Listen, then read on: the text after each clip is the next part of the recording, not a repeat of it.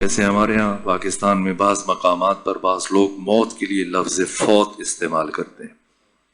فلاں فوت کر گیا. کہاں جا رہے ہیں؟ فوتگی پر جا رہے ہیں. قرآن مجید کی 6236 آیتیں اور 100 سے زیادہ مرتبہ موت کا ذکر ہوا. خود لفظ موت قرآن مجید میں 71 مرتبہ استعمال ہوا.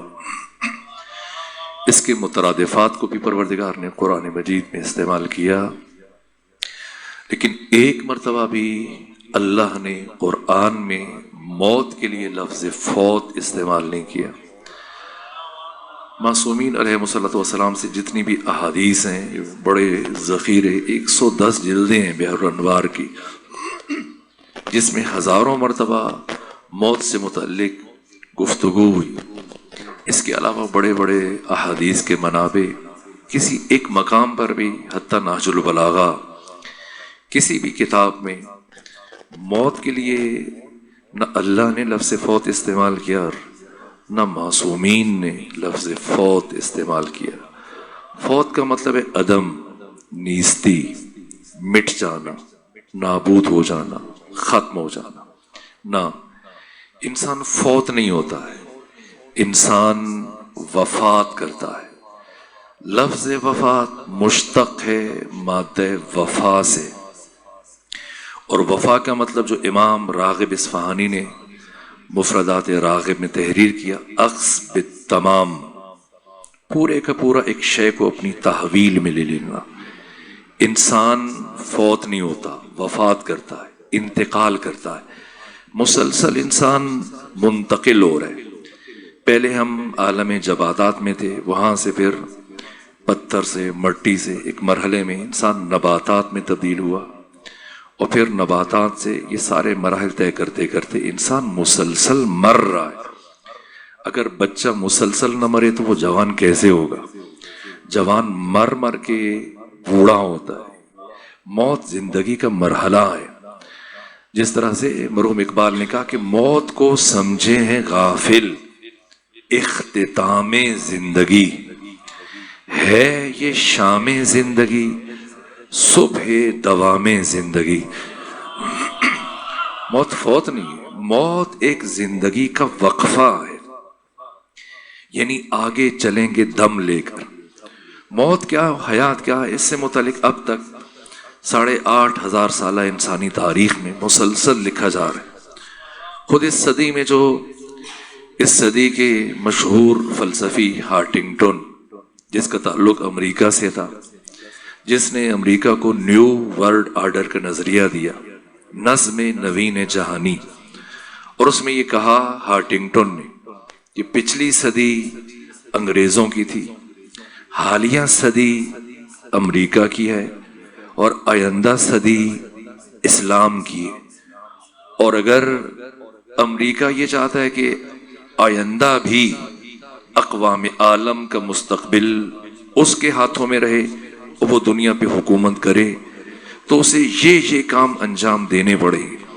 یہ نیو ورلڈ آرڈر کا جو تصور ہے، اور جس نے کلیش آف سیولائزیشن اور دنیا کی تہذیبوں کے تصادم کی بات کی، ہارٹنگٹن 48 سالہ فلسفی کے کم عمری میں ایک طرح سے موت ہوئی. 3 کتابیں لکھی، اور سب سے زیادہ جس کتاب کو پذیرائی ملی ہے اور شہرت ملی علمی دنیا میں، اس کا نام ہے دا میننگز آف لائف. اور اس کتاب کے شروع میں ہارٹنگٹن نے یہ جملہ کہا کہ اکثر لوگ زندگی گزار رہے ہیں، زندگی کیا ہے، اس کی حقیقت کیا ہے، اس کی ماہیت کیا ہے، یہ بہت کم لوگوں کو پتہ ہے. اور پھر 850 صفحات پر مشتمل اس کتاب میں مسلسل اس موضوع پر گفتگو کی. دنیا کے بڑے بڑے فلسفی اور دانشوروں کے افکار کو بیان کیا، رد کیا. Sir Francis Younghusband, sir William James, Hegel, Kant, Descartes, فلاں نے یہ کہا، فلاں نے یہ کہا، اس کے نظریے میں یہ کمزوری ہے. اور پھر کوشش کی کہ خود زندگی اور موت کی حقیقت کو بیان کرے.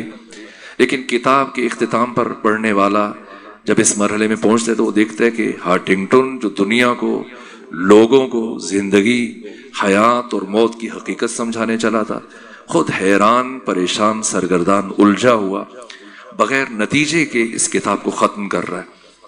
ہم خود روزمرہ آپ دیکھتے ہوں گے کسی محفل میں، نجی طور پر گھر میں، اگر کوئی بچہ یا جوان بہت زیادہ کھانا کھا رہا ہو، اور کبھی آپ نے دیکھا ہوگا، کبھی خود ہم یہ لفظ استعمال کرتے ہیں کہ کوئی بڑا بزرگ اس بچے سے، جوان سے کہتے ہیں میاں کم کھاؤ، کم کھاؤ، جینے کے لیے کھاؤ، کھانے کے لیے نہ جیو۔ اچھی بات ہے، لیکن جس بچے یا جوان سے یہ بات کہی جا رہی ہے، اگر وہی پلٹ کر پوچھ لے کہ بتائیں اگر میں جینے کے لیے نہ کھاؤں یا کھانے کے لیے نہ جیوں تو بتائیں پھر کس کے لیے جیوں؟ بظاہر یہ سادہ سوال ہے، لیکن اس کا جواب آپ دیکھیں، دنیا کے نامور بڑے بڑے فلسفی اس کا جواب دینے سے قاصر۔ کیوں؟ انسان سے متعلق حتمی اور فیصلہ کن گفتگو بات صرف وہ ذات کر سکتی ہے کہ جس نے انسان کو عدم سے وجود دیا، نہیں سے ہے بنایا، خلقت وجود سے آراستہ کیا۔ انسان کا آغاز کیا ہے، اس کا انجام کیا ہے، اس کی ماہیت کیا ہے، اس کی حقیقت کیا ہے، اس کی زندگی کا ہدف کیا ہے، اس کی زندگی کا مقصد کیا ہے؟ کیوں اس محیر العقول ذات کو پروردگار نے اس کائنات میں یہ کہہ کر بھیجا کہ انسان خلقت کل شیء لکم وخلقتک لنفسی، اے انسان اس کائنات کی ہر شے کو میں نے تمہارے لیے بنایا، تمہیں اپنے لیے بنایا۔ کیوں پروردگار نے انسان کو اپنے لیے بنایا؟ کیا مقصد زندگی ہے؟ اسی کے لیے میں نے قرآن حکیم کے ایک معروف سورہ کی ابتدائی 5 آیتوں کی تلاوت کا شرف حاصل کیا۔ سورہ مبارکہ 3 جو قرآن حکیم کا 95 نمبر سورہ ہے، 8 آیتوں پر مشتمل ہے، اور اس سورہ کی پہلی 3 آیتوں میں پروردگار نے 4 قسمیں استعمال کی ہیں۔ قرآن مجید میں سورتوں کے آغاز میں کل 118 قسمیں استعمال ہوئی۔ 70 سورتوں کی کوئی شروع میں کوئی قسم نہیں ہے، باقی 44 سورتوں کے آغاز میں اللہ نے 118 قسمیں استعمال کی۔ کسی سورہ کے شروع میں ایک قسم ہے جیسے سورہ عصر، اور کہیں اللہ نے 2 قسمیں استعمال کی جیسے سورہ ضحیٰ، اور کسی سورہ میں پروردگار نے 3 قسمیں استعمال کی جیسے سورہ العادیات، اور کسی سورہ کے شروع میں اللہ نے 4 قسمیں استعمال کی جیسے خود سورہ مبارکہ 3، اور کسی سورہ کے شروع میں اللہ نے 5 قسمیں استعمال کی جیسے سورہ مبارکہ فجر، جیسے سورہ امام حسین علیہ السلام بھی کہا جاتا ہے۔ اور سورہ فجر کے بعد قرآن حکیم کا صرف ایک سورہ ہے جس میں اللہ نے سب سے زیادہ قسمیں استعمال کی، یہ سورہ مبارکہ شمس ہے، 15 آیتوں پر مشتمل ہے، اور 15 میں سے پہلی 7 آیات میں یعنی آدھے سورہ میں اللہ نے مسلسل بہم بالاستیعاب بغیر وقفے کے 11 قسمیں استعمال کی۔ اور سورہ مبارکہ 3 کہ جہاں خدا نے 4 قسمیں اٹھائیں، سب سے پہلے فرمایا والتین، مجھے درخت انجیر کی قسم، والزیتون، مجھے درخت زیتون کی قسم، وطور سینین، مجھے طور سینا کی قسم، وہذا البلد الامین، مجھے امن والے شہر مکہ کی قسم۔ اس کے بعد پھر پروردگار نے انسان کی حیات اور زندگی کے ہدف اور مقصد کو بیان کیا، لیکن رک کر پہلے مرحلے میں یہ دیکھا جائے کہ پروردگار نے کائنات کے باقی تمام درختوں کو چھوڑ کر سب سے پہلے مرحلے میں درخت انجیر کی قسم کیوں اٹھائی؟ ہزاروں لاکھوں کروڑوں درخت ہیں، ان سب میں سے پروردگار نے درخت انجیر کو کیوں منتخب کیا کہ مجھے درخت انجیر کی قسم؟ تو جب جنت میں ابو البشر آدم اور آپ کی زوجہ جناب حوا کو جس لمحے اپنی برہنگی کا احساس ہوا اور ہر دو نے ضرورت ستر محسوس کی، تو حجاب اور ستر پوشی کے اہتمام کے لیے یہ دونوں تتبع تفحص کرتے ہوئے، ڈھونڈتے ہوئے آگے بڑھے، تلاش کرتے ہوئے، چھان پھٹک کرتے ہوئے، ہر دو کی نگاہ انتخاب جا کر رکی درخت انجیر کے پتوں پر۔ کیوں؟ اس لیے کہ اس درخت کے پتے نسبتاً بڑے تھے، چوڑے تھے، زوج اور زوجہ آدم و حوا چلتے ہوئے آگے بڑھے، اس درخت کے پتوں کو توڑا، آپس میں جوڑا، اور یہاں سے اپنے حجاب اور ستر کا اہتمام کیا. تو درخت انجیر تاریخ بشر میں اور تاریخ انسانی میں وہ درخت ہے کہ جس سے تہذیب انسانی کا آغاز ہوا اور جس سے تمدن بشری کا آغاز ہوا. اس لیے پروردگار سب سے پہلے مرحلے میں درخت انجیر کی قسم اٹھا رہے. پھر فرمایا والزیتون، مجھے درخت زیتون کی قسم. تو کیا خصوصیت ہے درخت زیتون میں کہ اللہ انجیر کے درخت کے بعد زیتون کے درخت کی قسم اٹھا رہے ہیں؟ تو یہ ہے جناب آدم، اور وہ ہے آدم ثانی جناب نوح علیہ والا نبینا علیہ التحیت والثناء. جب آپ کی کشتی کئی دن مسلسل پانیوں کے اوپر تیرتی رہی، یہاں تک کہ کشتی کے اندر موجود افراد جو آپ کے ساتھی تھے ان میں یاس اور نومیدی پیدا ہونا شروع ہوئی، اور رفتہ رفتہ ان میں چیمے گوئیاں شروع ہوئی. اور انہی میں سے ایک نے اظہار کیا، نبی خدا کیا ہم اسی طرح سے پانیوں پر تیرتے تیرتے مر جائیں گے یا کبھی خشکی کا منہ بھی دیکھ پائیں گے؟ تو جناب نوح نے کشتی کے اندر موجود پرندوں میں سے 4 کبوتروں کا انتخاب کیا اور انہیں مختلف اطراف میں روانہ کیا. اور کچھ فاصلے زمانی طے کرنے کے بعد ان 4 میں سے ایک کبوتر جب لوٹ کر آیا تو اس کی چونچ میں زیتون کے درخت کا پتا تھا. جناب نوح نے وہ پتا اپنے ہاتھ میں لیا، مسکرائے، تبسم فرمایا، کہنے لگے میرے کشتی کے ساتھیوں، میں تمہیں زندگی کی بشارت دیتا ہوں. اگر یہ زیتون کے درخت کا پتا ہے تو اس کا مطلب یہ کہ اس درخت کا قد بہت کم ہوتا ہے اور اب پانی اتر رہا ہے اور ہم سطح زمین سے قریب تر ہو رہے ہیں. تو درخت انجیر کے بعد پروردگار درخت زیتون کی قسم کیوں اٹھا رہے ہیں؟ اس لیے کہ یہ درخت نوید حیات بشر بنا اور انسانی زندگی کے لیے خوشخبری کا اور نوید کا سامان بنا. تو پروردگار درخت انجیر کے بعد درخت زیتون کی قسم اٹھا رہے ہیں. اور پھر فرمایا وطور سینین، مجھے طور سینا کی قسم. کتنے پہاڑ ہیں اس کائنات میں؟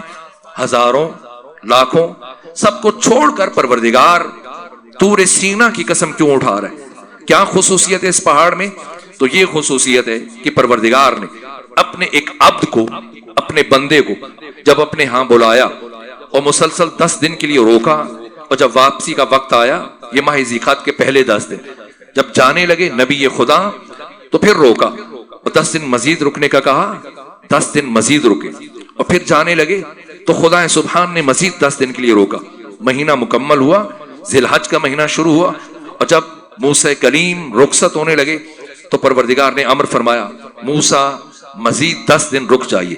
یہ 40 دن مسلسل 40 دن موسیٰ کلیم اس مقام پر قیام پذیر رہے، اور ان 40 دنوں میں مسلسل شب و روز وحی الہی کا نزول ہوتا رہا، اور عبد اور معبود کے درمیان، بندے اور اللہ کے درمیان گفتگو، تکلم، تنطق کا سلسلہ مسلسل جاری رہا. تو مسلسل 40 دن شب و روز وحی الہی کے نزول کے بعد یہ سرزمین اتنی مقدس قرار پائی کہ اس کے بعد جب بھی موسیٰ کلیم اس مقام پر پہنچتے تو خدا فرماتا یا موسیٰ فخلع نعلیک انک بالواد المقدس طویٰ، موسیٰ جوتے اتار دیجئے کہ آپ ایک مقدس وادی میں داخل ہو رہے ہیں.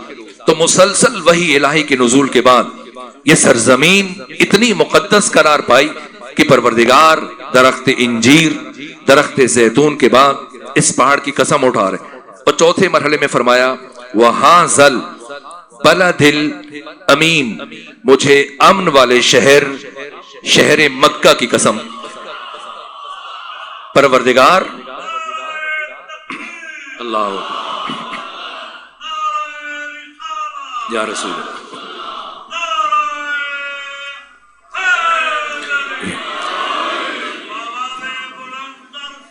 صلی اللہ علیہ محمد وآلہ. پروردگار شہر مدینہ کی قسم اٹھا سکتا ہے، بصرہ کی، کوفہ کی، طائف کی، مصر کی، کسی بھی دوسرے شہر کی، لیکن کیوں پروردگار شہر مکہ کی قسم اٹھا رہا ہے؟ تو یہ قرآن ہے جس سے متعلق شاگرد امیر المومنین حبر الامہ مفسر قرآن عبداللہ ابن عباس نے یہ جملہ کہا القرآن یفسر بعضہ بعضا، قرآن کا بعض حصہ بعض دوسرے حصے کی تفسیر بیان کرتا. یہاں پروردگار نے فرمایا کہ مجھے امن والے شہر مکہ کی قسم. اور 90 نمبر سورہ مبارکہ بلد میں کیا فرمایا؟ لا اقسم بہذا البلد، میں کبھی اس شہر مکہ کی قسم نہ اٹھاتا. پھر کیوں اٹھا رہا ہوں؟ وَأَنْتَ حِلٌّ بِهَذَا الْبَلَدِ، اس لیے کہ اے میرے مصطفیٰ آپ یہاں رہتے ہیں، زندگی گزارتے ہیں، سانس لیتے ہیں، اس شہر کی گلیوں میں چلتے ہیں. تو پیغمبر تو مدینہ میں بھی رہے، پھر اللہ مدینے کی قسم کیوں نہیں اٹھا رہا؟ تو صرف ذات ختمی مرتبت کی وجہ سے شہر مکہ کی قسم نہیں اٹھائی جا رہی، بلکہ دو اور ایسی شخصیتیں کہ جب وہ ایک ہی صف میں ختمی مرتبت کے ہمراہ شامل ہو جائیں تو اللہ ان تین کی وجہ سے شہر مکہ کی قسم اٹھا رہے. وہ کون ہے؟ فرمایا لا اقسم بہذا البلد، میں کبھی اس شہر مکہ کی قسم نہ اٹھاتا. کیوں اٹھا رہا ہوں؟ وَأَنْتَ حِلٌّ بِهَذَا الْبَلَدِ، اس لیے کہ میرے مصطفیٰ آپ یہاں رہتے ہیں. صرف آپ نہ، دو اور شخصیتیں، نام ذکر نہیں کیا. اگر پروردگار نام ذکر کرتا تو مسلمان قرآن کا وہی حال کرتے جو عیسائیوں نے انجیل کا کیا، یہودیوں نے تورات کا کیا. اس لیے نام ذکر نہیں کیا اور صرف علامت بیان کی. فرمایا وَوَالِدٍ وَمَا وَلَدْ، آپ اور آپ کے علاوہ ایک باپ اور ایک بیٹا. اب کون سا باپ ہے اور کون سا بیٹا ہے؟ کیا ابو لہب اور اس کا بیٹا، یا ابو جہل اور اس کا بیٹا، یا ابو سفیان اور اس کا بیٹا، یا پھر کوئی اور ابو اور اس کا بیٹا؟ مجھے تو ابو طالب عمران اور آپ کے بیٹے علی کے کوئی اور اس قابل نظر نہیں آتا، کوئی اس لائق نظر نہیں آتا کہ وہ ختمی مرتبت کے ہمراہ ایک صف میں کھڑے ہو کر اس شہر کو لائق قسم بنا دے. تو اللہ نے درخت انجیر کی قسم کیوں اٹھائی؟ ایک حد تک روشن ہوا. درخت زیتون کی قسم کیوں اٹھائی؟ کسی حد تک بیان ہوا. طور سینہ کی قسم کا فلسفہ کسی حد تک معلوم ہوا. شہر مکہ کی قسم کا فلسفہ معلوم ہوا. لیکن ان چار قسموں میں بظاہر ہمیں وہ ربط نظر نہیں آ رہا جو قرآن مجید کا معیار ہے. اس لیے کہ پہلے اللہ نے دو درختوں کی قسم اٹھائی، پھر ایک پہاڑ کی، پھر ایک شہر کی. یہ بلاغت قرآنی کے خلاف ہے. دیکھیں ایک معمولی طالب علم اور میں اگر آپ کے سامنے آؤں اور ایک بے ربط گفتگو کر کے چلا جاؤں تو گفتگو کے اختتام پر ممکن ہے کسی کے ذہن میں آئے اور کوئی اظہار خیال بھی کر دے، ٹھیک ہے مجلس میں گئے تھے لیکن باتوں میں ربط نہیں تھا، گفتگو میں تسلسل نہیں تھا. کیا مطلب؟ یعنی آپ ایک معمولی طالب علم کی گفتگو میں ربط اور تسلسل کی توقع رکھتے ہیں تو وہ قرآن کی جو فصاحت و بلاغت کی معراج ہے کہ جس کی خود اعجاز پر، حتی اعجاز عددی قرآن پر مسلسل قوم سے، نجف سے، مصر سے، باقی اسلامی دنیا سے کتابیں لکھی جا رہی ہیں. جناب طنطاوی کو دیکھ لیجئے، جوان آراستہ، ہادی معرفت اور شخصیات. قرآن مجید کے جو معارف ہیں، مفاہیم، تفاسیر بجائے خود حتی قرآن مجید کی جو شان اعجاز ہے، حتی قرآن مجید کے الفاظ، حتی الفاظ کی تعداد سے متعلق مستقل طور پر کتابیں لکھی جا رہی ہیں. میں نمونے کے طور پہ ایک بات عرض کروں تاکہ بچوں کو، جوانوں کو اندازہ ہو جائے کہ میں کیا عرض کرنے جا رہا ہوں. پورے قرآن مجید میں بسم اللہ سے لے کے والناس تک لفظ دنیا کتنی مرتبہ استعمال ہوا؟ 115 مرتبہ. اب بتائیے دنیا کے مقابلے میں کیا ہے؟ آخرت. اور گن لیجئے لفظ آخرت بھی قرآن مجید میں 115 مرتبہ استعمال ہوا. ایسے نہیں کہ قرآن مجید کو پروردگار نے اکٹھے ایک ساتھ نازل کیا. یہ جو شب قدر میں قرآن مجید ایک ساتھ نازل ہوا یہ الفاظ کی شکل میں نازل نہیں ہوا. اس پر اہل تسنن، اہل تشیع، تمام علماء جمہور کا، عوام و خواص سب کا اجماع ہے. یہ مفاہیم اور جوامع الکلم کی صورت میں نازل ہوا قلب مصطفیٰ پر. الفاظ کی صورت میں جو قرآن اترا پیغمبر اسلام پر 23 سالوں میں، کبھی صبح میں، کبھی شام میں، کبھی دن میں، کبھی رات میں، کبھی سفر میں، کبھی حضر میں، کبھی دیس میں، کبھی پردیس میں، کبھی آدھی رات میں، کبھی کسی وقت میں، کسی مرحلے میں. 23 سالوں میں مختلف حالات اور اوقات میں قرآن نازل ہوا. اس کے باوجود اتنا دقیق ربط ہے قرآن حکیم کی آیات میں کہ آپ دیکھیے لفظ دنیا 115 مرتبہ اور لفظ آخرت 115 مرتبہ، لفظ موت 71 مرتبہ. موت کے مقابلے میں حیات، زندگی. لفظ حیات قرآن مجید میں 71 مرتبہ. لفظ شیاطین قرآن مجید میں 68 مرتبہ. اور شیاطین کے مقابلے میں کیا ہے؟ ملائکہ. گن لیجئے لفظ ملائکہ قرآن مجید میں 68 مرتبہ استعمال ہوا. لفظ ابلیس قرآن مجید میں 11 مرتبہ استعمال ہوا. انسانوں کو اللہ کی پناہ اور بندگی میں جانے کا حکم پروردگار نے 11 مرتبہ دیا. لفظ علم اور معرفت قرآن مجید میں 811 مرتبہ استعمال ہوا. اور امام ششم فرماتے ہیں, اسے ابو جعفر یعقوب کولینی نے اصول کافی کی دوسری جلد میں بیان کیا کہ امام ششم فرماتے کہ علم و معرفت اور ایمان کا باہم چولی دامن کا ساتھ ہے. جہاں علم اور معرفت ہے وہی ایمان ہے, جہاں ایمان ہے وہاں علم و معرفت ہے. تو لفظ علم اور معرفت قرآن میں 811 مرتبہ, لفظ ایمان بھی قرآن مجید میں 811 مرتبہ. میں مختصر کروں, روزمرہ کی اپنی زندگی میں آپ دیکھ لیجئے اور گن لیجئے, اور یہ ڈیجیٹل بٹیرا جو آپ کی جیبوں میں ہے خود ابھی بے شک دیکھ لیں, سرچ کر لیجئے کتنے دن ہیں شب و روز میں. ایک سال میں کتنے دن ہیں؟ 365 دن کو عربی میں یوم کہتے ہیں. گن لیجئے لفظ یوم قرآن مجید میں 365 مرتبہ استعمال ہوا. اتفاق ہے نا. سال میں کتنے مہینے؟ 12 مہینے کو عربی میں شہر کہتے ہیں. لفظ شہر قرآن مجید میں 12 مرتبہ استعمال ہوا. شب و روز میں کل ملا کر کتنے گھنٹے؟ 24 گھنٹے کو عربی میں ساعت کہتے ہیں. لفظ ساعت قرآن مجید میں 24 مرتبہ استعمال ہوا. اتفاق ہے نا, اتفاق نہیں. آسمان کتنے؟ 7. لفظ سماوات قرآن مجید میں 7 مرتبہ استعمال ہوا. اور روزمرہ ہم دیکھیے زندگی میں مومن کی 5 علامات بیان کی امام ششم نے, اور ان 5 میں سے ایک علامت ہے کہ مومن شب و روز میں کل ملا کر 51 رکعت نماز ادا کرتا ہے, واجب مستحب کو ملا کر. اور نماز کو عربی میں صلاۃ کہتے ہیں. لفظ صلاۃ قرآن مجید میں 51 مرتبہ استعمال ہوا. اتفاق ہے. ان 51 رکعتوں میں سے کتنی رکعتیں ہر مسلمان پر واجب ہیں؟ 17 رکعتیں.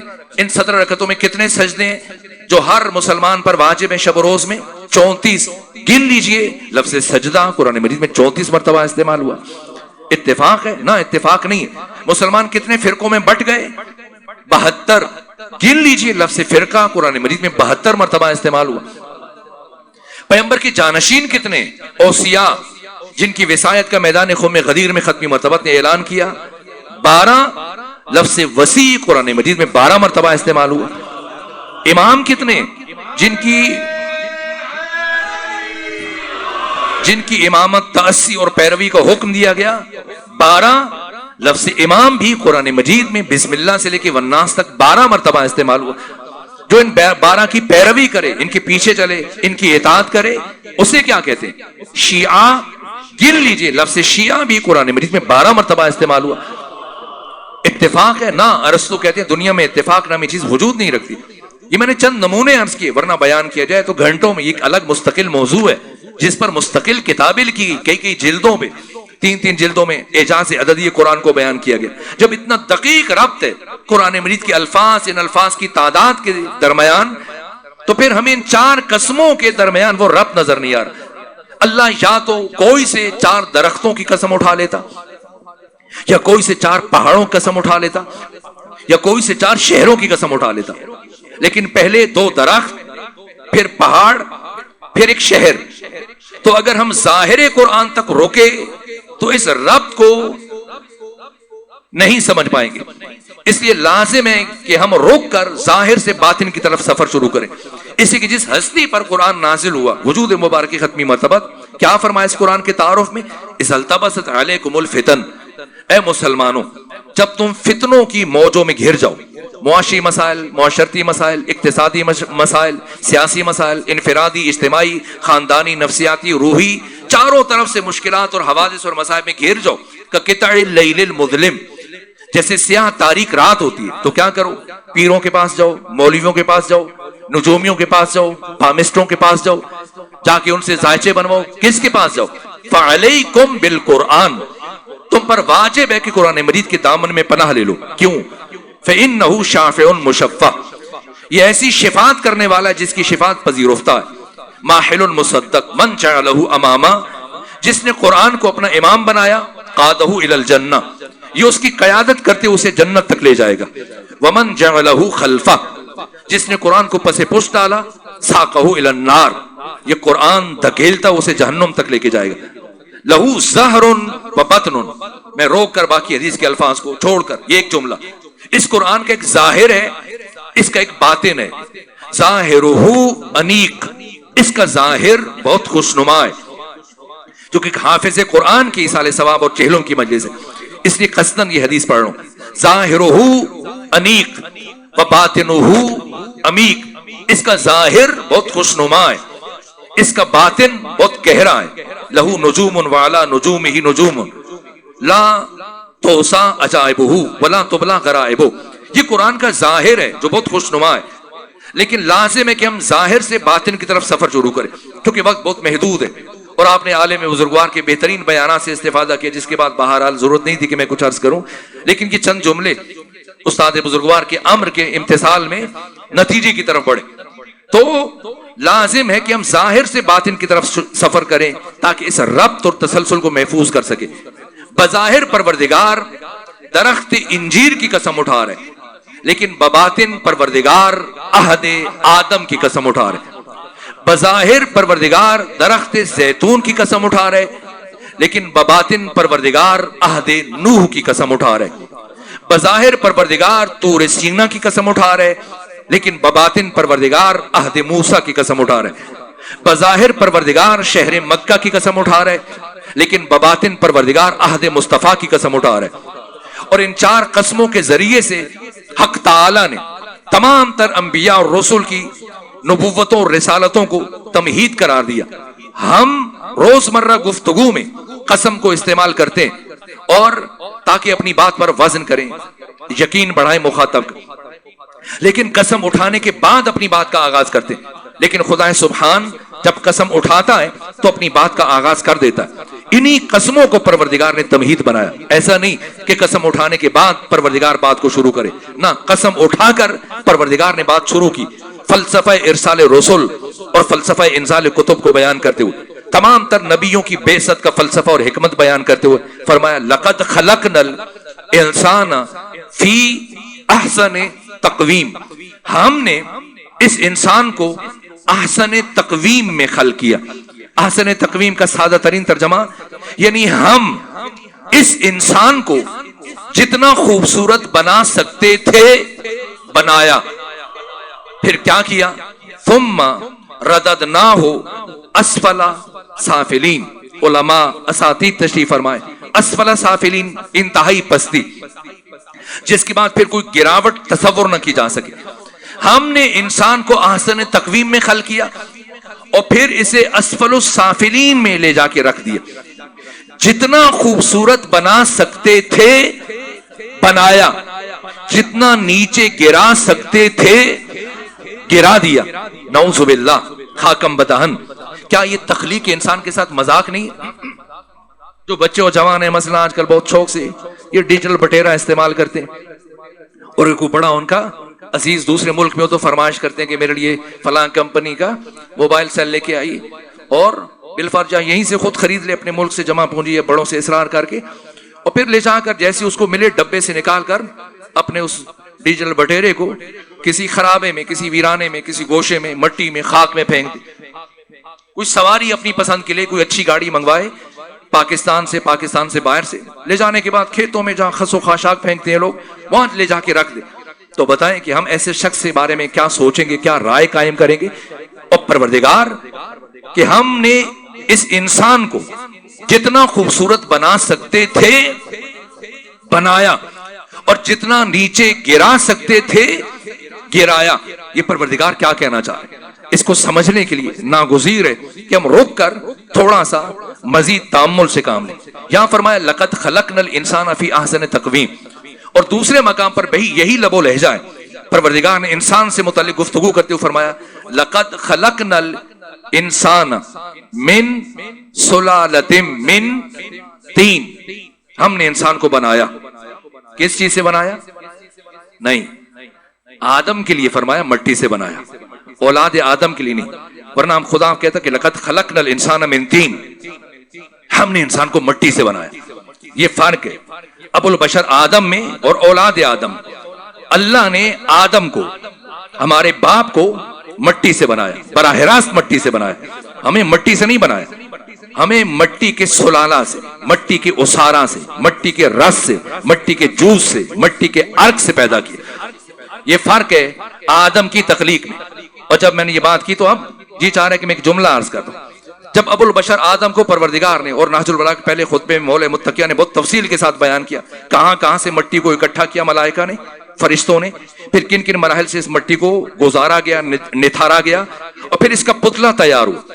اور جیسے ہی آدم کی اس مٹی سے جناب آدم کا پتلا تیار کیا گیا تو بلا فاصلہ خدا نے اس میں روح پھونکی، اور جیسی روح پھونکی پروردگار نے اس خاک کے پتلے میں تو بلا استثناء تمام ملائکہ سے کیا فرمایا؟ آدم کو سجدہ کرو۔ کبھی یہ سوال آپ کے ذہن میں آیا کہ پروردگار نے وہ ملائکہ فرشتے جو ہزاروں نوری سالوں سے، نوری سال کی مقدار آپ جانتے ہیں مجھ سے بہتر، جو آئنسٹائن نے بیان کیا کہ ایک سیکنڈ میں، ایک لمحے میں، چشم زدن میں، پلک جھپکنے میں انسان 3 لاکھ کلومیٹر کا سفر طے کر سکتا ہے۔ یعنی اگر آپ ملتان سے جائیں، پوری دنیا کا چکر کاٹ کے ملتان واپس آئیں، دوبارہ جائیں، پھر لوٹ کر آئیں، سے بارہ جائیں، پھر اوت کریں، 7 چکر لگائیں، کتنی دیر میں؟ 1 سیکنڈ میں۔ اور اب دیکھیں یہ نوری سال کی مسافت، ہزاروں نوری سال سے ملائکہ مسلسل خدا کی بندگی کر رہے ہیں، تسبیح کر رہے ہیں، تقدیس، تمجید، تحلیل، ذکر خدا کر رہے ہیں، اور آدم ان کے سامنے خلق ہوئے، اور ابھی بلا فاصلہ جیسی روح پھونکی گئی خدا نے کیا فرمایا فرشتوں سے؟ آدم کو سجدہ کرو۔ کسے کہنا چاہیے تھا سجدہ کرو؟ میرے خیال میں تو آدم کو کہنا چاہیے تھا، جو ابھی خلق ہوئے، آدم جو ابھی خلق ہوئے، تو انہیں کہنا چاہیے تھا کہ تم فرشتوں کو سجدہ کرو جو ہزاروں نوری سال سے مسلسل خدا کی عبادت مصروف ہے، کہ ایک لمحے کے لیے بھی انہوں نے توقف نہیں کیا۔ یہ امیر المومنین فرماتے ہیں نہج البلاغہ میں کہ جو فرشتہ حالت قیام میں خلق ہوا، ہزاروں نوری سال گزر گئے اور ابھی تک حالت قیام میں رکوع نہیں کیا، اور جسے پروردگار نے حالت رکوع میں خلق کیا، ہزاروں نوری سالوں سے حالت رکوع میں خدا کی تسبیح کر رہے ہیں اور سجدے میں نہیں گئے، تو ملائکہ جو ہزاروں سال سے خدا کی بندگی کر رہے ہیں، عبادت کر رہے ہیں، راز و نیاز میں مصروف ہیں، ان کے سامنے آدم کو خلق کیا گیا اور فرشتوں سے کہا گیا آدم کو سجدہ کرو۔ آدم سے نہیں کہا گیا کہ فرشتوں کو سجدہ کرو۔ فلسفہ سجدہ ملائکہ کیا ہے؟ میں طالب علم ہوں، اور جب کوئی بات ذہن میں آ جائے تو انسان سوچتا رہتا ہے، اور میں سوچتا رہا اور مجھے اس کا جواب سمجھ میں نہیں آ رہا کہ اللہ نے آدم جو ابھی فرشتوں کے سامنے خلق ہوئے، تو اللہ نے فرشتوں سے نہیں کہا، آدم سے نہیں کہا کہ تم فرشتوں کو سجدہ کرو، فرشتوں سے فرمایا کہ تم سب کے سب آدم کو سجدہ کرو، اور جس ایک نے انکار کیا اسے ابلیس قرار دیا۔ تو راز سجدہ کیا ہے؟ فلسفہ سجدہ کیا ہے؟ تو جب پہلی مرتبہ میں عراق جانے کی سعادت حاصل ہوئی، 1 ہفتے کے لیے نجف اشرف گیا اپنے لاہور کے ساتھیوں کے ہمراہ، پہلے 6 دن مجھے جرأت نہیں ہو کہ میں بارگاہ امیر المومنین میں حاضر ہو سکوں، اور 7ویں دن احباب نے کہا کہ آخری دن ہے تو آئیے کہ زیارت کریں اور محروم نہ رہ جائیں۔ بالآخر میں گیا اور پھر سارا دن وہیں بیٹھا رہا، اور مسلسل حضرت کے حرم کے اندر جو گنبد کے نیچے دائیں بائیں جو الفاظ تھے بیٹھ کے ان کو پڑھتا رہا، دیکھتا رہا، نماز کے لیے اٹھتا، پھر آ کے بیٹھتا اور انہیں چیزوں کو محفوظ کرتا رہا۔ تو میری نگاہ پڑی ہے، آپ بھی جب تشریف لے جائیں، آپ میں سے جو جا چکے ہیں پروردگار انہیں دوبارہ توفیق دے، اور جو نہیں گئے پروردگار انہیں اس ذکر کے صدقے میں توفیق دے کہ نجف جائیں، اور جب بھی نجف جائیں جا کر اس مولا متقیان کے حرم میں زری کے بالائی سمت گنبد کے نیچے، میں تصویر بنا کے لایا، میرے پاس موجود ہے، محفوظ ہے، جا کے دیکھیے گا کہ کیا عبارت درس ہے۔ یہ داتا دربار نہیں جس کا جی چاہے اٹھ کے کچھ بھی لکھ کے چلا جائے، نہ، نجف میں، سامرہ میں، کاظمین میں، خراسان میں، کربلا میں ایک ایک لفظ جو حرم کے اندر زری کے آس پاس دائیں بائیں گنبد کے نیچے لکھا جاتا ہے، فقہاء، علماء، مجتہدین، ذمہ دار ترین علماء کی زیر سرپرستی پوری دقت اور ذمہ داری سے چھان پھٹک کرنے کے بعد درج کیا جاتا ہے۔ تو جب بھی تشریف لے کر جائیں جا کے پڑھیے گا، پھر سمجھ میں آئے گا کہ راز سجدہ کیا ہے، کیوں اللہ نے آدم کو حکم نہیں دیا کہ فرشتوں کو سجدہ کرو، فرشتوں کو حکم دیا کہ سب کے سب آدم کو سجدہ کرو۔ تو مولا متقیان کی زری کے بالائی سمت گنبد کے نیچے یہ عبارت درج ہے، لو لم یکن فی صلب آدم نورہ لما قیل قدما للملائکۃ اسجدوا، اگر اللہ نے آدم کے صلب میں علی ابن ابی طالب کے نور کو نہ رکھا ہوتا تو کبھی ملائکہ کو حکم نہ دیتا کہ آدم کو سجدہ کرو۔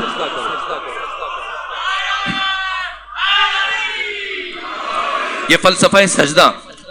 اور بس چونکہ آپ بہترین گفتگو سے مستفید ہو چکے تو میں سمیٹوں بات، یہ ابو البشر آدم ہے، ان کی تخلیق میں ہماری تخلیق میں فرق ہے۔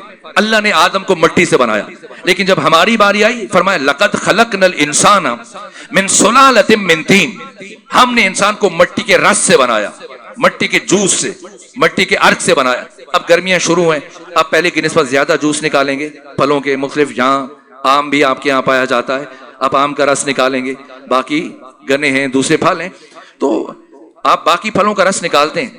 آپ میں سے کبھی کسی نے مٹی کا رس نکالا ہے؟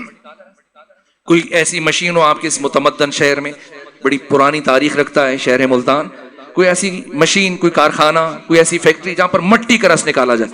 لیکن پروردگار فرماتے کہ ہم نے انسان کو مٹی کے رس سے بنایا. لقد خلقنا الانسان من سلالۃ من طین. پروردگار وہ کارخانے، وہ مشینیں، وہ فیکٹریاں کہاں ہیں جن سے مٹی کا رس نکالا جائے؟ تو خدا فرمائے گا اپنے گھروں میں دیکھو، کھیتوں میں، باغات میں. یہ جو پودے اور درخت ہیں یہ وہ مشینیں اور کارخانے ہیں جو مسلسل زمین سے مٹی کا رس کھینچ رہے ہیں، کشید کر رہے ہیں اور اس رس کو منتقل کرتے ہیں اس دانے میں. یہ سنگترا، یہ سیب، یہ ناشپاتی، یہ آم، یہ آلو بخارا، یہ امرود، یہ گندم، کھجور، جو، کشمش، یہ سب سلالۃ من طین ہے. یہ مٹی کا رس ہے، یہ مٹی کا جوس ہے، مٹی کا عرق ہے. جیسے یہ پودا اور درخت زمین سے کھینچتا ہے اور اس دانے میں منتقل کرتا ہے اور پھر اسے انسان کھاتا ہے، اور اگر حیوان کھا لے تو اس حیوان کا گوشت انسان کھاتا ہے. نتیجتاً انسان کا خون بنتا ہے، خون سے نطفہ، نطفہ سے علقہ، علقہ سے مضغہ، مضغہ سے عظام. یہ قرآن فرما رہے ہڈیاں، فَكَسَوْنَا الْعِظَامَ لَحْمًا. پھر ہم نے ان ہڈیوں کے اوپر گوشت چڑھا دیا، یہاں تک کہ 4 مہینے 10 دن میں انسان کا ڈھانچہ اس کی ماں کے بطن میں تیار ہو جاتا ہے.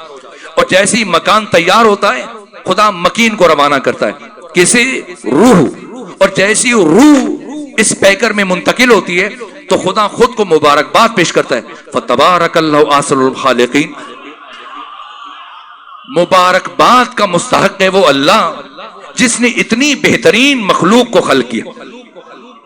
احسن الخالقین پروردگار خود کو کہہ رہا ہے، کس کی وجہ سے؟ روح کی وجہ سے. تو جسم کیا ہے اور روح کیا ہے؟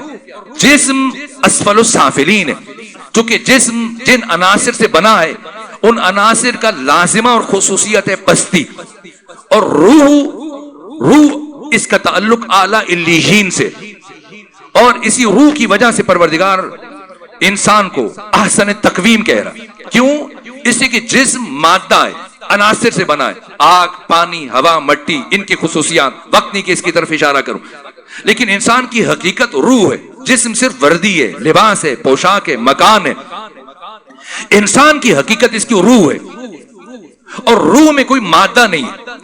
روح میں اللہ نے جوہر رکھے، 5 جوہر: جوہر علم، جوہر بقا، جوہر ارتقاء، جوہر خوشبو، جوہر نور. اور پھر یہ جوہر رکھ کر، یعنی کمال کی استعداد رکھ کر، اللہ نے اس روح کا اس جسم کے ساتھ تعلق برقرار کیا. یہ روح احسن تقویم ہے. اور پھر اسے پروردگار عالم ملکوت سے نیچے لاتے لاتے اس عالم ناسوت تک لے کے آیا، اور اس پنجرے کے ساتھ، اس مکان کے ساتھ، اس جسم کے ساتھ اس روح کا تعلق برقرار کیا. یہ اتنا نیچے لایا کہ انسان کو اسفل السافلین کو، اس کی روح کو اتنی پستیوں میں لے آیا. کیوں؟ تاکہ اب میری دی ہوئی صلاحیت، استعداد، لیاقت، قابلیت، میری دی ہوئی عقل اور فطرت کے ذریعے سے دوبارہ ان پستیوں سے اٹھے، اسفل السافلین سے اٹھے. بس میں نے گفتگو سمیٹ دی اور اعلیٰ علیین تک پہنچائے. تو بس ایک جملے میں اب ساری گفتگو کو میں خلاصہ کروں اور نتیجہ دوں. انسان کی تخلیق کا فلسفہ کیا ہے کہ خدا نے انسان کو پستیوں میں رکھا. کیوں؟ تاکہ اپنے ارادے سے، اپنے اختیار سے، میری دی ہوئی صلاحیت اور استعداد کے ذریعے سے دوبارہ اس کمال تک پہنچے. تو اس سفر کا نام ہے کمال. کمال یہ جو ہم قومی ترانے میں جو ابو الحسن حفیظ جالندھری نے لکھا، بچپن میں ہم مسلسل پڑھتے تھے، سنتے تھے، اب بھی آپ کے حافظوں میں ہوگا، رہبر ترقی و کمال. تو بس اوقات بعض افراد سمجھتے ہیں کہ شاید ترقی اور کمال ایک چیز ہے. نا، ترقی الگ ہے، کمال الگ ہے. ترقی حرکت افقی ہے، کمال حرکت عمودی ہے. جب انسان افق میں سفر کرتا ہے یہ ترقی کہلاتا ہے، لیکن جب انسان عمود میں سفر کرتا ہے یہ کمال کہلاتا ہے. مثلا اگر پہلے کسی کی 10,000 تنخواہ ہے، 50,000 ہو جائے، 1 لاکھ ہو جائے، یہ کیا ہے؟ یہ ترقی ہے. اگر پہلے مثلا کسی کے پاس کرائے کا گھر تھا، اپنا خرید لیا، یہ ترقی کر رہا ہے. اگر پہلے کسی کے پاس بینک بیلنس نہیں تھا، اب بڑھنے لگ جائے، یہ برابر ترقی کر رہا ہے. مثلا پہلے ایک چپڑاسی تھا، اب وہ کلرک بھرتی ہو گیا، اس کے بعد فرض کر لیجئے وہ ڈی سی بن گیا، اور بڑھتے بڑھتے سمجھے آئی جی بن گیا، تو یہ ترقی کر رہا ہے. پھر بڑھتے بڑھتے چیف منسٹر بن گیا، پھر پرائم منسٹر بن گیا، اور پھر پریزیڈنٹ بن گیا، پھر مثلا فیلڈ مارشل بن گیا. ترتیب میں خرابی تو نہیں ہو رہی؟ تو یہ کیا ہے؟ یہ ترقی ہے. ترقی ترقی کا انسان کی انسانیت کے ساتھ کوئی تعلق نہیں. جو غار میں زندگی گزار رہا ہے وہ بھی انسان ہے، اور جو بڑے بڑے گھروں میں زندگی گزار رہا ہے وہ بھی انسان ہے. جو پیدل سفر کر رہا ہے وہ بھی انسان ہے، اور جو بڑی بڑی گاڑیوں میں سفر کر رہا ہے وہ بھی انسان ہے. اللہ نے ہم میں سے کسی کو ترقی کے لیے خلق نہیں کیا. فلسفہ تخلیق بشر وصول کمال ہے. اللہ نے ہمیں کمال کے لیے خلق کیا، اور کمال مادی امور میں نہیں ہوتا، معنوی اور روحانی امور میں ہوتا ہے. جب کسی کے علم میں، اس کی معرفت میں، اس کی بصیرت میں، اس کی استقامت میں، اس کی جرأت میں، اس کی شجاعت میں، اس کے صبر میں، اس کی حیا میں، اور اس کے اندر اخلاق حسنہ، اخلاق پسندیدہ جیسے جیسے بڑھتے ہیں، یہ کمال ہے. اگر میں بات کو بالکل آسان کر دوں تو پروردگار نے، یہ وہ جملہ ہے جسے صاحب تفسیر المیزان علامہ سید محمد حسین طباطبائی نے کئی مرتبہ اپنی تفسیر میں ذکر کیا، جو 1400 سالوں میں قرآن حکیم کی سب سے بہترین تفسیر مانی جاتی ہے. اور وہ یہ کہ ہم انسان پیدا نہیں ہوئے، بلکہ ہم انسان بننے کے لیے پیدا ہوئے. یہ جملہ روح قرآن ہے، اور سینکڑوں قرآنی آیات سے مستفاد ہے کہ ہم انسان پیدا نہیں ہوئے بلکہ ہم انسان بننے کے لیے پیدا ہوئے. اور انسان بننے کے اس عمل کا نام ہے کمال.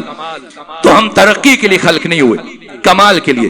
ہم انسان پیدا نہیں ہوئے، انسان بننے کے لیے پیدا ہوئے. تو ہم میں اور محمد و آل محمد میں بنیادی فرق کیا ہے؟ اللہ نے ہم سب کو انسان بننے کے لیے بھیجا اس کائنات میں، اور ان 14 کو ہمیں انسان بنانے کے لیے بھیجا.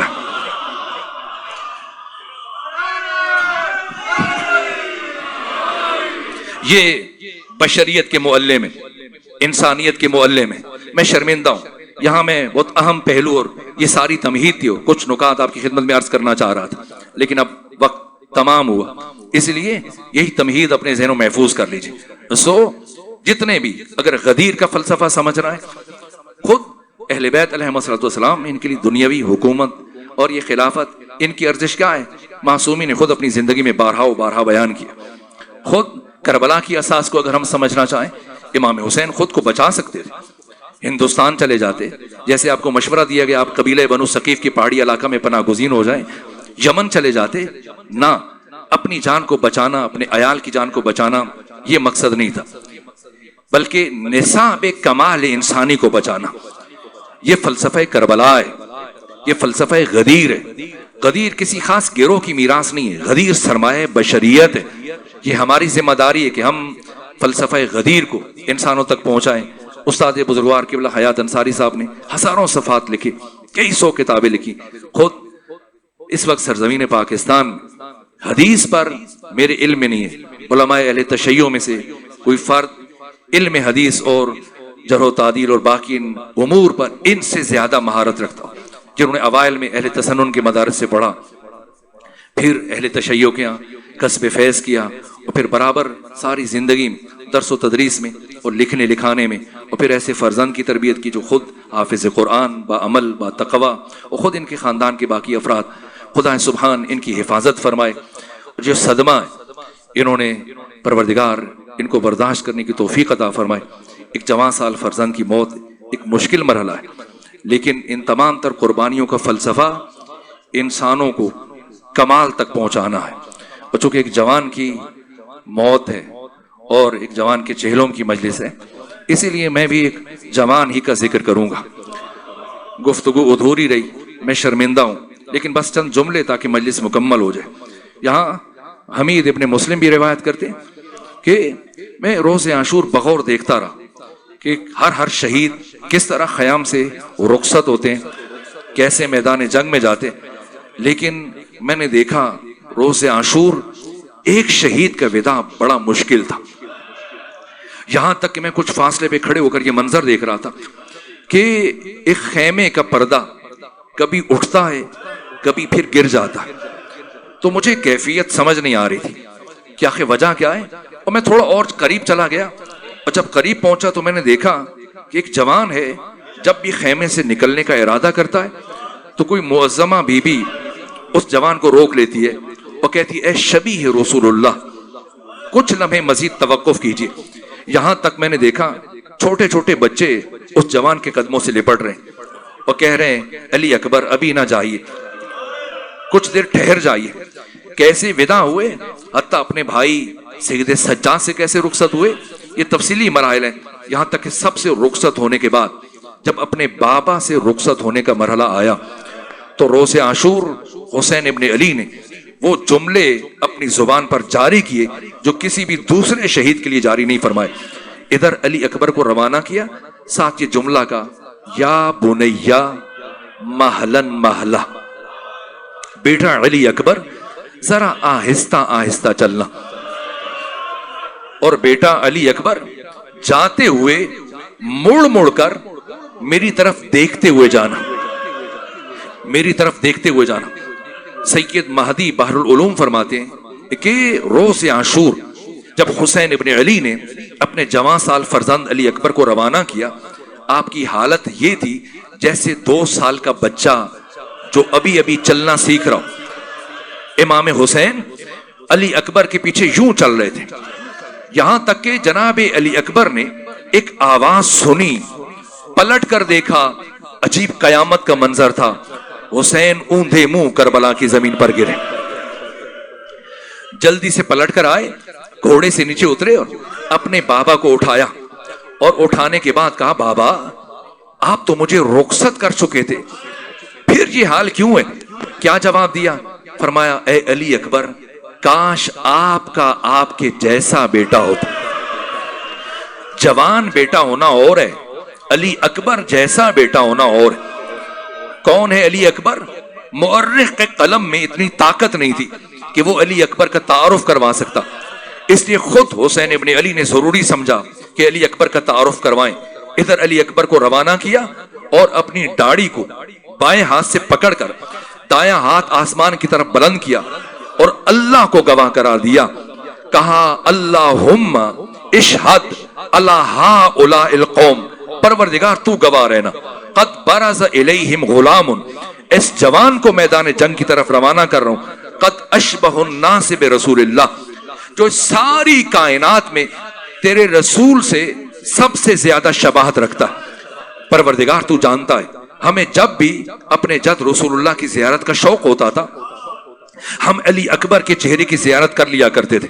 بس مختصر کروں، علی اکبر گئے، ایسی جنگ کی کہ اپنے دادا علی ابن ابی طالب کی جنگ کی یاد تازہ کر دی، 180 بڑے بڑے دشمنوں کو فنار کیا، مبارزہ طلب کرتے ہیں، دشمن کے لشکر میں سے جو بھی آتا ہے لمحوں میں حرف غلط کی طرح سے مٹا دیتے ہیں، تفصیلات سے گریز کرتے ہو۔ بس آخری جملے عرض کروں، یہاں تک کہ ایک مرحلے پر سنان ابن انس آگے بڑھا، کہنے لگا علی اکبر آپ کی جنگ کو دیکھ کر آپ کے دادا علی کی جنگ کی یاد تازہ ہو گئی، کیا شجاعت کے نمونے دکھا رہے ہیں۔ لیکن ایک مرتبہ موڑ کر خیموں کی طرف دیکھیں، کسی نے آپ کے خیام کو آگ لگا دی۔ جیسے یہ سنا جناب علی اکبر نے پلٹ کر خیام کی طرف دیکھا، اس اسنا میں سنان ابن انس نے ایک نیزہ حضرت کے سینے میں پیوست کیا، بس نیزے کا لگنا تھا، حضرت کوشش کر رہے تھے کہ اس نیزے کو نکالیں، لیکن اور شقی آگے بڑھا اور اس نے پشت سے آ کر لوہے کا وزنی گرز حضرت کے سر اقدس پر مارا۔ اس کے باوجود جناب علی اکبر اتنے خوددار تھے کہ خود سے گھوڑے سے نہیں گرنے دیا بلکہ اپنی باہیں گھوڑے کی گردن میں ڈال دی، اور اب سر کا خون گھوڑے کی آنکھوں میں جانا شروع ہوا، اور جس کی وجہ سے اب گھوڑے کو کچھ دکھائی نہیں دے رہا تھا۔ واپس خیام کی طرف جانے کے بجائے وہ دشمن کے لشکر میں آگے بڑھتا چلا گیا، اور جہاں جہاں سے جناب علی اکبر کی سواری گزر رہی تھی، جس کے ہاتھ میں جو ہتھیار تھا، سید ابن طاؤس نے اپنے مقتل الحوف میں لکھا فَقَتَّلُوهُ إِرْبًا إِرْبًا، علی اکبر کے جسم کے ٹکڑے کٹ کٹ کے کربلا کی زمین پر گر رہے تھے، کٹ کٹ کے کربلا کی زمین پر گر رہے تھے، اور جب خود کو زینے فرس پر سنبھال نہیں پائے، ایک مرتبہ آواز بلند کی، بابا جان اپنے بیٹے علی اکبر کا آخری سلام قبول کیجئے۔ وہ حسین کہ جو ہر شہید کی لاش پر تیر کی طرح سے پہنچے تھے، اس حسین کو علی اکبر کی لاش تک پہنچنے میں بڑی دیر لگ گئی، اس لیے کہ جب علی اکبر نے آواز دی تو حسین کبھی دائیں گر جاتے اور کبھی بائیں گر جاتے اور فرماتے ہیں بیٹا علی اکبر مجھے آواز دو، مجھے کچھ دکھائی نہیں دے رہا، تاکہ میں تمہاری آواز کے سہارے تمہاری لاش تک آ سکوں۔ بڑی مشکلوں سے پہنچے، آئیں دعا کریں۔ ایک جوان جو رخصت ہوا اس خانوادے سے، اللہ نہ کرے کوئی باپ اپنے بیٹے کا وہ حال دیکھے جو حسین ابن علی نے علی اکبر کی حالت دیکھی۔ جب پہنچے کیا عالم ہے، ایڑیاں رگڑ رہے ہیں، ایک ہاتھ سینے پہ، پوچھا بیٹا کیا ہوا؟ کہا بابا آپ کو تکلیف ہوگی، آپ برداشت نہیں کر پائیں گے۔ فرمایا علی اکبر میں جاننا چاہتا ہوں۔ کہا بابا سنان ابن انس نے ایک نیزہ میرے سینے میں پیوست کیا، اس کی انی میرے سینے میں رہ گئی، اگر آپ کے لیے زحمت نہ ہو تو اس انی کو باہر کھینچ دیجئے، مجھے سانس لینے میں دقت ہو رہی۔ ایک مرتبہ حسین ابن علی نے اپنا ایک زانو خاک کربلا پر رکھا، ایک ہاتھ علی اکبر کے سینے پر رکھا، پھر نجف اشرف کی طرف رخ کیا اپنے بابا علی کو یاد کرتے ہوئے۔ اب جو نیزے کو باہر کھینچا، صرف نیزہ باہر نہیں آیا، علی اکبر کا کلیجہ باہر آ گیا، اور اب علی اکبر کی روح پرواز کر گئی۔ اب حسین ابن علی کی جسم میں بھی جان نہیں ہے۔ میں نے پڑھا ہے 72 کی لاشیں اٹھانے والے حسین، آپ سے علی اکبر کی لاش نہیں اٹھائی جا رہی ہے، یہاں تک کہ جب کئی مرتبہ کوشش کی اور حسین علی اکبر کی لاش کو نہ اٹھا سکے تو ایک مرتبہ در خیمہ سے ثانی زہرا جو یہ سارا منظر دیکھ رہی تھی، علامہ علی نقی نکن نے تحریر کیا کہ چھوٹے چھوٹے بچوں کو جمع کیا ثانی زہرا نے، فرمایا جاؤ امام وقت کی نصرت کرو۔ اب یہ چھوٹے چھوٹے بچے میدان کربلا میں واہ علی شاہ واہ محمدہ واہ حسینہ آوازیں بلند کرتے ہوئے سب پہنچے، سب نے مل کر علی اکبر کو اٹھایا، علی اکبر کی لاش کو اٹھایا، اور حسین علی اکبر کی لاش کے پیچھے پیچھے چل رہے ہیں۔ حالت کیا ہے؟ اب ماما گلے میں اور حسین دونوں ہاتھوں سے ماتم کر رہے ہیں اور یہ نوحہ پڑھ رہے ہیں، یا بنیا علی الدنیا بعدک العفا، بیٹا علی اکبر تیرے بعد اس زندگانی یہ دنیا پر خاک ہو۔ بس میرے عزیزو آخری جملہ عرض کروں، یہ باپ کی حالت ہے، ماں کی کیفیت کیا ہے؟ ماں کی حالت کیا ہے؟ یہاں تک کہ جب جناب علی اکبر کا لاشا خیام میں پہنچا ہے، ساری بیویاں آپ کے گرد جمع ہوئی ہیں اور ایسا کوہرام برپا ہوا کہ دشمن مڑ مڑ کر دیکھ رہے تھے، یہاں تک کہ کچھ وقت گزرنے کے بعد ایک مرتبہ ثانی زہرا نے اپنا سر اٹھایا، داہنے بائنے دیکھا، دیکھنے کے بعد فرمایا فضا مجھے ام لیلا نظر نہیں آ رہی، فضا مجھے شہید کی ماں نظر نہیں آ رہی ہے۔ فضا شاید ابھی تک ام لیلا کو خبر نہیں ہوئی کہ علی اکبر کی لاش آ چکی ہے، فضا جاؤ جا کر ام لیلا کو خبر کرو کہ علی اکبر کی لاش آ چکی ہے۔ اور عزیزوں جب فضا پہنچی اس خیمے میں جہاں ام لیلا کا قیام تھا تو کیا دیکھا؟ بیوی خیمے کے اندر دوڑ رہی ہے، کبھی ایک جانب گر جاتی ہے کبھی دوسری جانب گر جاتی ہے۔ فضا پوچھتے ہیں بیوی کیا ہوا ہے، کیوں دوڑ رہی ہے، کیوں بار بار گر رہی ہے؟ فرمایا فضا اچھا ہوا تو آ گئی، میں نے سنا ہے میرے بیٹے علی اکبر کی لاش آئی ہے، فضا مجھے کچھ دکھائی نہیں دے رہا، فضا میری انگلی پکڑ کر مجھے میرے بیٹے علی اکبر کی لاش تک لے جاؤ۔ الا لعنت اللہ علی القوم الظالمین وسيعلم الذين ظلموا أي منقلب ينقلبون